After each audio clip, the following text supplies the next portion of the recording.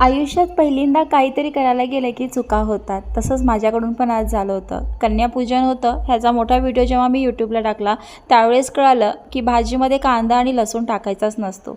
पण ही गोष्ट खरंच मला माहिती नव्हती. मला एवढंच माहिती होतं की खीर, पुरी, हलवा आणि चण्याची भाजी किंवा छोल्याची भाजी करतात प्रसादाला. कारण आम्ही गुजरात, पंजाब आणि राजस्थानला राहिलो होतो, तिथे दरवेळा असंच करायचे. खूप छान मला असं वाटत होतं. खूप पॉझिटिव्ह होते. भरपूर परीक्षा घेतली माझी या दिवशी देवीनं. आणि काय काय झालं बापरे, म्हणजे अक्षरशः सकाळी उठल्यापासून तर कन्याभोजन होईपर्यंत चक्क मोमेंटला माझी परीक्षा घेतली जात होती आणि त्यात मी पास होत गेले.